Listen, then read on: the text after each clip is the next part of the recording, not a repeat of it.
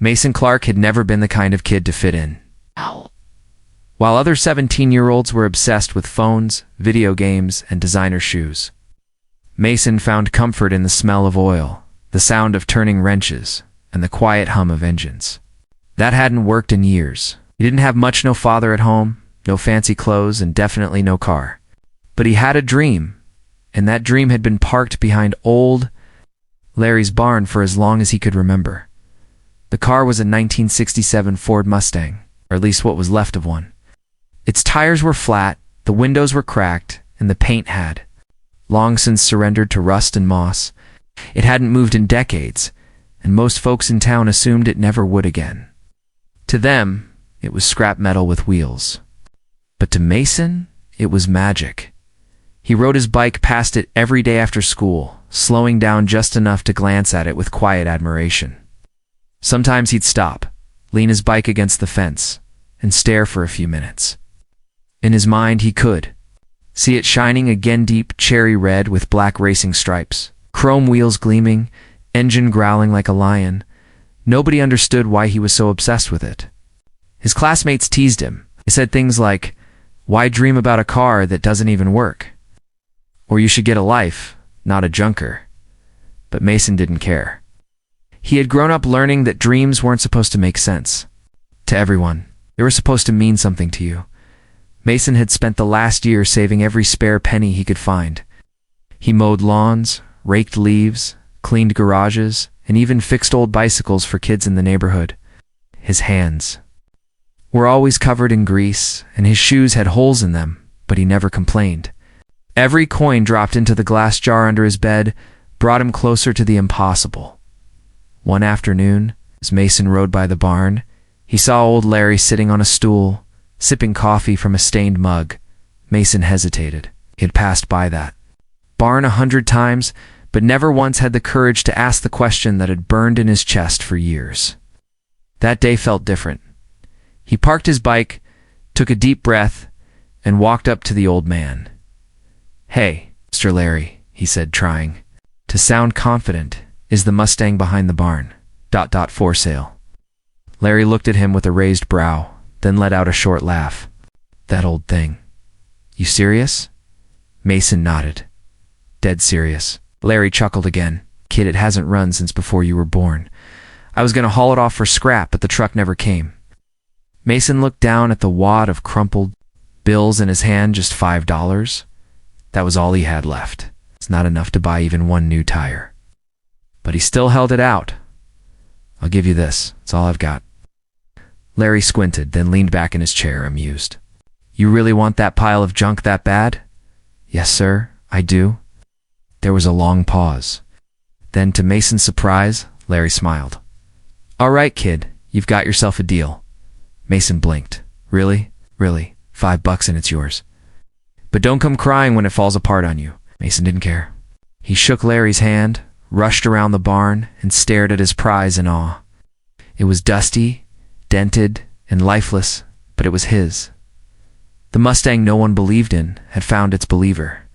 And in that moment, Mason didn't see a broken car. He saw a beginning. What he didn't know was that this single acta, boy handing over $5 wrinkled dollars, was about to turn his entire life, and the entire town upside down. The day after Mason bought the broken-down Mustang, the news spread through town like wildfire. In a small town where everyone knew everyone, gossip traveled faster than wind. It started with a chuckle at the diner and rolled into full-blown jokes at school. Mason bought a pile of rust for $5. One student laughed in the cafeteria. Is he planning to fly it to prom, or just sleep in it? Even the adults couldn't resist joining in. One neighbor told Mason's mom, half laughing, "Your boy's got big dreams and no brakes."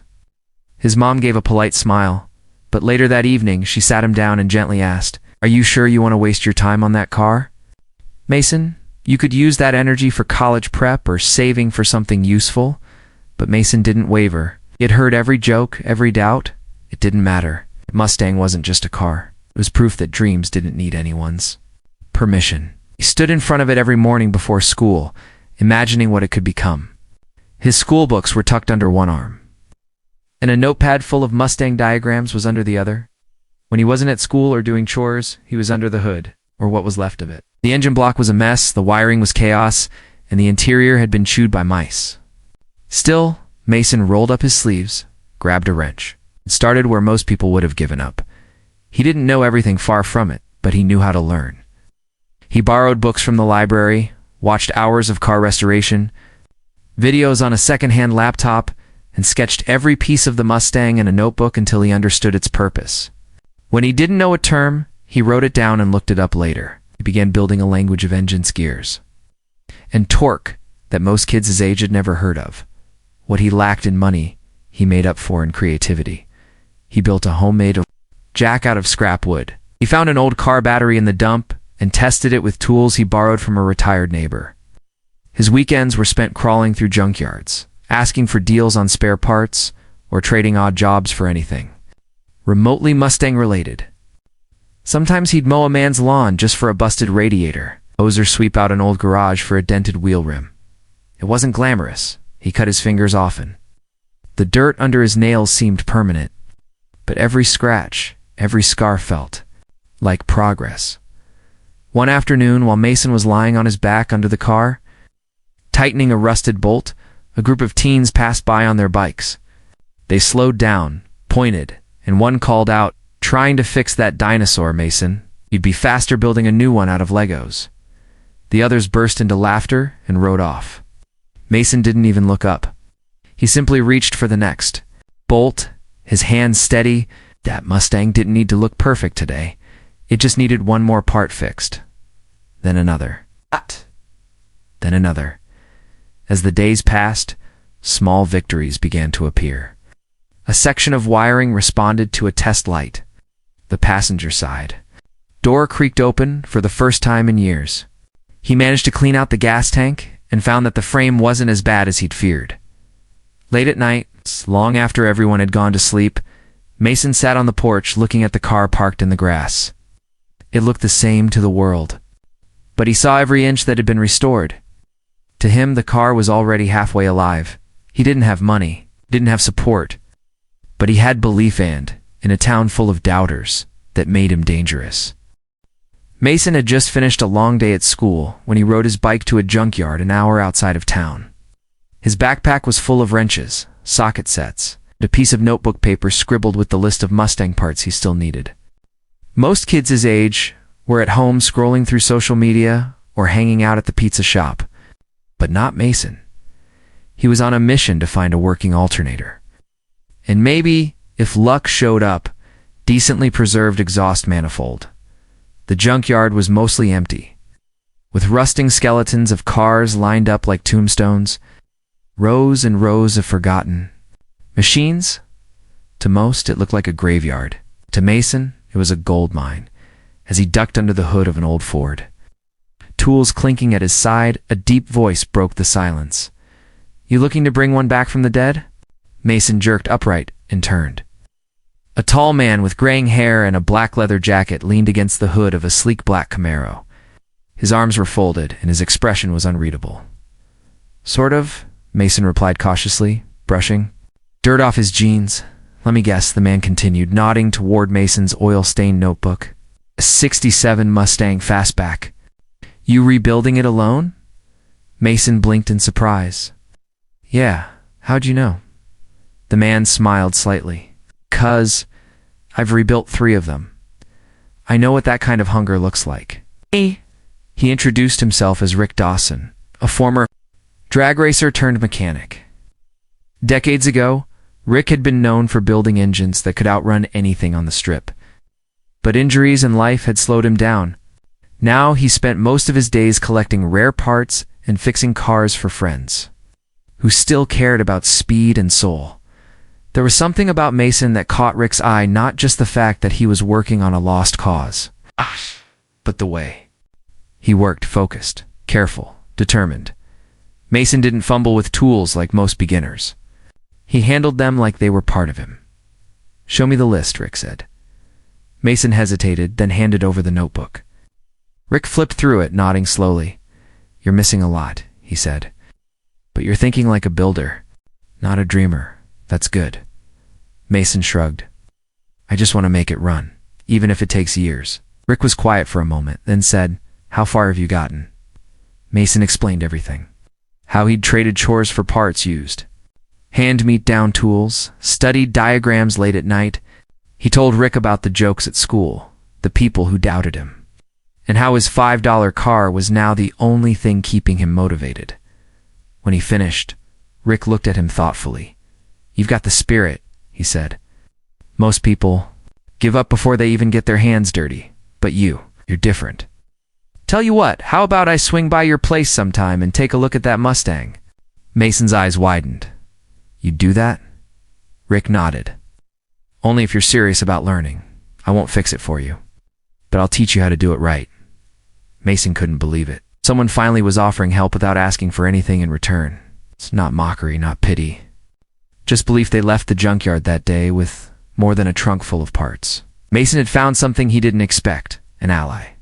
Someone who'd walked the same path and come out the other side with knowledge, skill, and a few battle scars. When Rick pulled up to Mason's house later that week and stepped into the overgrown backyard garage, he looked at the old Mustang and said, "Yeah, she's a mess. She's not dead, and neither is your shot." From that day forward, the boy who had been working in silence now had a mentor. And the Mustang, once a lifeless shell, had just been given a second chance through the hands of two men who refused to quit. The garage behind Mason's house was never meant for miracles. It had peeling paint, a cracked concrete floor, and a flickering bulb that buzzed overhead. But over the weeks that followed, it became a place of transformation. Mason and Rick spent every evening buried under metal and grease, turning wrenches, swapping parts, and reviving something everyone else had abandoned. Rick wasn't the type to hand out compliments, but the way he taught spoke volumes. He didn't tell Mason what to do. He asked questions, made him think, and let him make mistakes. "Turn it again," Rick would say calmly, when a bolt refused to budge. "Feel the thread, don't fight it." Mason listened carefully, absorbing every lesson like it was gold. Their progress was slow but steady. The electrical system was completely fried, so they rewired it from scratch using salvaged harnesses. They rebuilt the carburetor together on an old kitchen table. When they opened up the engine block, Rick gave a low whistle. It was worse than expected, but not beyond saving. They replaced piston rings, cleaned out sludge, and installed a refurbished crankshaft Mason had scored at a swap meet for next to nothing. Every day after school, Mason would rush home and dive back into the Mustang. His fingers grew more confident, his mind sharper. He could name every component blindfolded and troubleshoot issues Rick hadn't even spotted yet. The Mustang was no longer just a Corvette, had become a story they were writing together, chapter by chapter with grease-stained hands. The day finally came when they bolted everything back in place, triple-checked their work, and poured in fresh oil and gas. The air was thick with tension. Rick stood to the side, arms crossed, while Mason slid into the driver's seat. His hands trembled slightly as he turned the key. At first, nothing, then a soft click. Then suddenly the engine coughed. Puff of black smoke shot from the exhaust. The car groaned like it had just woken from a 20-year nap. Mason tried again. The engine turned over once, then again, then it roared. The garage shook as the deep, throaty rumble of the V8 echoed down the street. The windows of nearby houses rattled, birds scattered. A dog barked somewhere in the distance. Mason jumped out of the car, face lit up like he'd won the lottery. Rick just smiled, wide and proud. That, he said, is what heart sounds like. Within minutes, neighbors appeared on porches and sidewalks. Some came holding phones, others just stared in disbelief. The same people who had whispered jokes about the junk kid and his scrap car now stood silent. Mustang wasn't pretty yet. It still had no paint job. Dents covered its fenders, and the passenger side mirror was held on with duct tape. But it ran hard. Mason let it idle while he circled it, listening to every beat of the engine. Like a proud parent, he reached out and placed a hand gently on the hood. This was the moment he had chased since the first time he saw the car. The world around him faded, and all that remained was the sound of success. Rick clapped a hand on his shoulder. "You? Just brought her back from the grave, kid. That's something no one can ever take from you." As the sun dipped below the rooftops and the Mustang continued to purr like a sleeping beast, Mason looked out at the crowd gathering at the edge of the street. Some were still whispering, stunned. Others just smiled and nodded. For the first time, nobody was laughing, and this was only the beginning. The Mustang roared to life, but Mason knew their journey wasn't over, not yet. The engine worked, but the body still looked like it had been through a storm. Dents, scratches, and patches of rust scarred the metal. The paint had long since faded into a dull, ghostly brown. Still, the heart of the car beat strong. One evening, Rick tossed Mason a flyer with grease on the edges. "Town's classic car show is in 2 weeks. You're entering." Mason looked at him like he'd gone crazy. "Rick, the car still looks like it's been dragged out of a swamp." "Doesn't matter," Rick replied. "They'll see what you've done when they hear it run." Mason hesitated. The car show wasn't just any event. It was the biggest annual gathering in the county. Dozens of professional restorers, collectors, and hobbyists showed off their shiny classic cars worth more than Mason's house. Some of those people had teams, sponsors, chrome that sparkled under the sun, and engines polished until you could see your reflection. He had a Mustang with mismatched rims and a dented hood, but Rick's confidence was contagious. They worked. Late every night. Mason buffed the body until it gleamed just a bit more. He cleaned every inch of the interior, replaced torn seat covers with fabric he found on clearance, and borrowed a cheap coat of spray paint to touch up the rough spots. It wasn't perfect, but it was his. The morning of the show arrived with a bright sky and the sound of engines rumbling down Main Street. Mason nervously drove the Mustang into the designated lot and found his space between a flawless '68 Camaro and a sparkling red Corvette. The owners of the other cars gave polite nods, but some couldn't hide their smirks when they saw Mason's ride. He got out, wiped his hands on a cloth, and stood beside his Mustang, trying not to look too nervous. Spectators strolled through, the rows admiring spotless engines and polished chrome. Most passed by Mason's car with polite smiles, but a few paused, curious. One older man knelt beside the Mustang and tapped the body. "You the one who rebuilt this?" Mason nodded. "Yes, sir. Took me almost a year." The man smiled. "You did good, kid. This one's got soul." Die. As the day went on, more people stopped to listen to Mason's story. Some were amazed he'd bought the car for $5. Others were stunned to hear he'd done nearly all the work himself, with no formal training. A few even took photos. By the time the judges arrived, Mason had found his confidence again. When they asked questions, he answered clearly. When they checked under the hood, one of them whistled, "That engine bay is clean." "Who wired this?" "I did," Mason said proudly. The award ceremony came at the end of the day. Mason didn't expect anything, was already proud of how far he'd come. He stood in the back of the crowd, clapping politely as other winners were announced. Paint Best Interior, Best Muscle Car. Then the announcer held up the microphone.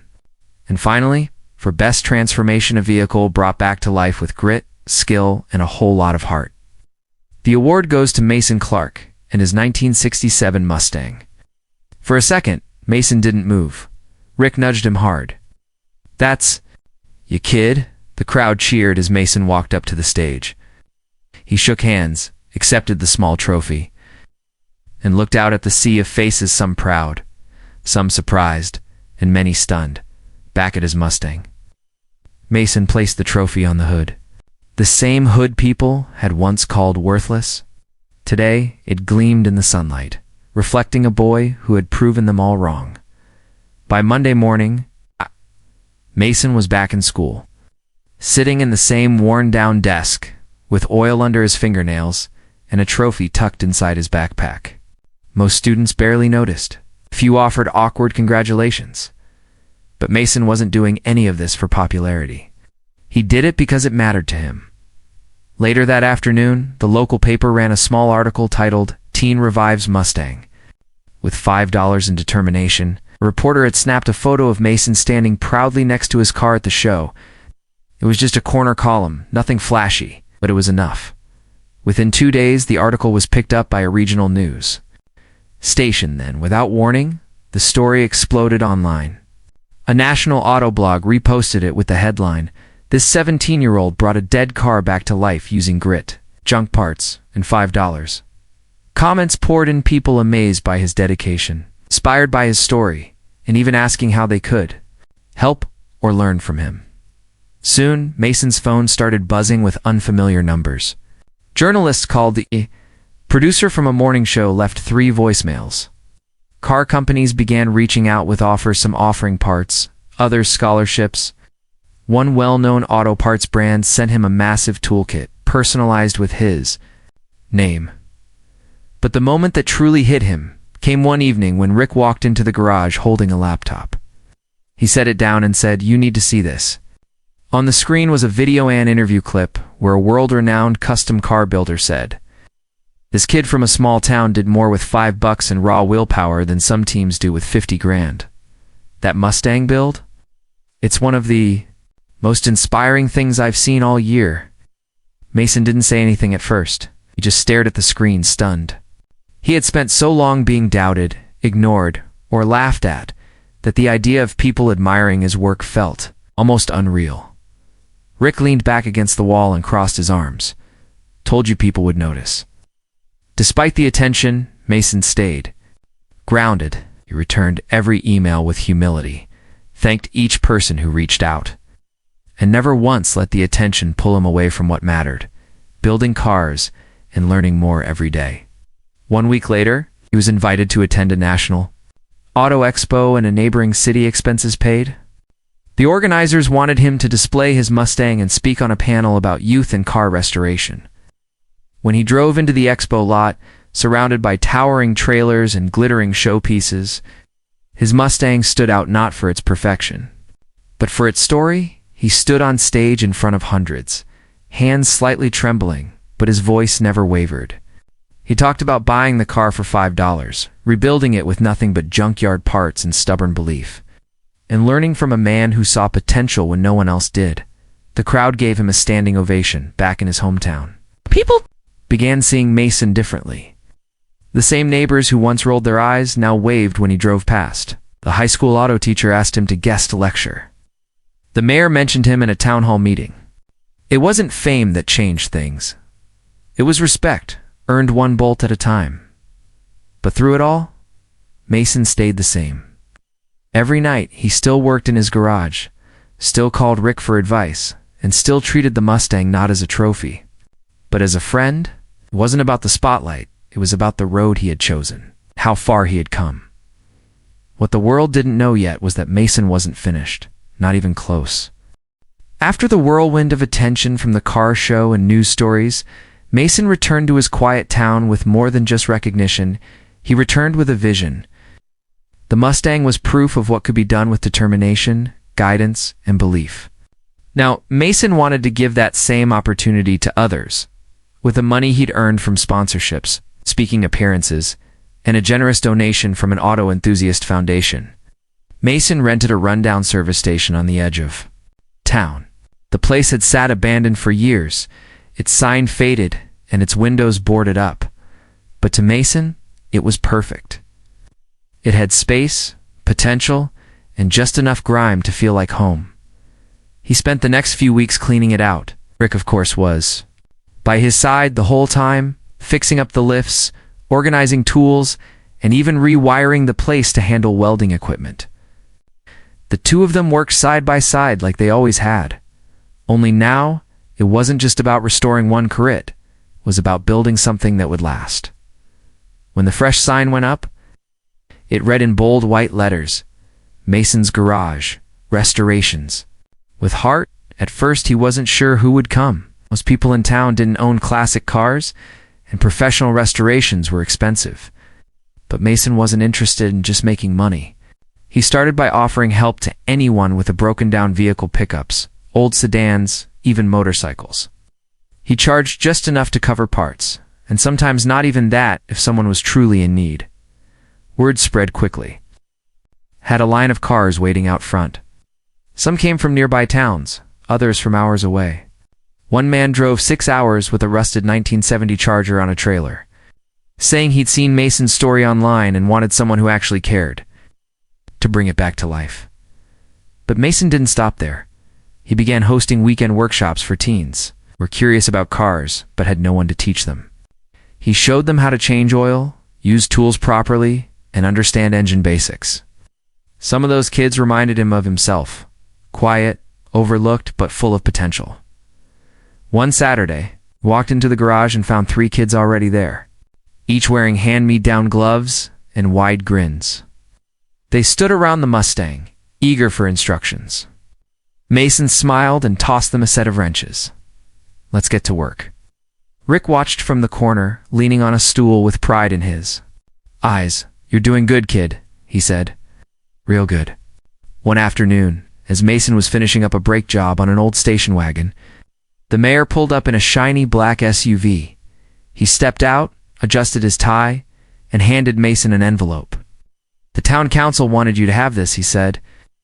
Inside was a certificate declaring the upcoming Saturday as Mason Clark Day, celebration of youth innovation, community service, and perseverance. Mason was stunned. I don't even know what to say. The mayor smiled. You've already said it with your hands and your heart. Later that evening, Mason stood in front of the garage, watching the sun sink low behind the trees. The Mustang sat in its usual spot, hood slightly open, engine still warm from another test run. It wasn't just a car anymore. It was a monument to everything he'd fought for. Rick walked up beside him and nodded. Feels good, doesn't it?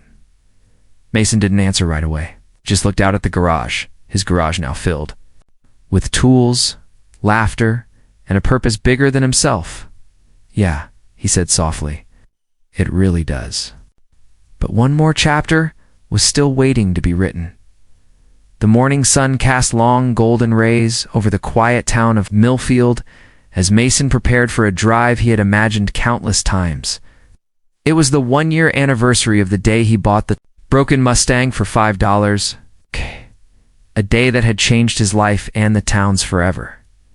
The Mustang stood gleaming in front of Mason's garage, its paint now a deep cherry red, with bold black racing stripes, polished wheels, and a freshly restored interior. It was no longer the rusted relic that once sat forgotten behind old Larry's barn. It was a symbol, a testament to patience, grit, and the power of believing in a dream. Mason slid into the driver's seat, his hands steady on the leather-wrapped steering wheel. Beside him, Rick grinned and gave a nod. Ready to show them? More than ready, Mason replied, a mix of nerves and excitement swirling inside. Word had spread throughout the town about Mason's plan to drive the Mustang through Maine Street in a small parade celebrating his journey. The mayor had officially declared the day Mason Clark Day. Banners hung from streetlights. Families lined the sidewalks, and children waved homemade flags. As Mason started the engine, the familiar rumble echoed through the neighborhood like a heartbeat. The crowd cheered as he pulled out of the garage and began the slow cruise down the street. The air was electric with pride and disbelief. The same people who once whispered doubts and shook their heads now stood cheering, waving, and clapping. The little boy who spent his last $5 on a broken car was now the town's hero, Old Larry. The man who had sold Mason the Mustang for $5 stood near the corner with a rare smile. His eyes glistened with respect and a hint of awe. He nodded silently as the car rolled by. Mason slowed the car as he passed the school where he had been teased. Waving to his old classmates, who now looked at him with admiration, saw his mother, standing on her porch, tears in her eyes, clutching a bouquet of wildflowers. At the town square, the mayor stepped forward, raising a microphone. Today we celebrate more than just a car, he said, voice steady and proud. We celebrate perseverance, passion, the extraordinary spirit of one young man who showed us all what's possible when you never give up. Mason parked the Mustang and stepped out to applause that echoed off the brick buildings. He looked around, humbled by the faces filled with hope and inspiration. Kids who had doubted their own dreams now approached him, eager to ask questions, to learn, to believe. Rick stood nearby, proud mentor watching his protege bask in the moment he deserved. That night, after the festivities had ended and the streets grew quiet, Mason took the Mustang out for one last drive. The engine purred softly beneath him as he cruised past the empty storefronts and quiet homes. He pulled up by the barn where it all began, now covered in fresh paint and cleared of debris. He stepped out, running a hand over the Mustang's hood. The moonlight cast silver shadows, and for a moment, Mason closed his eyes. It hadn't been easy. There had been long nights, doubts, cuts, and failures. But every struggle had been worth it. He opened his eyes and smiled, because sometimes a broken dream isn't the end. It was the beginning of something no one could have imagined. And the town, they weren't speechless anymore. They were inspired.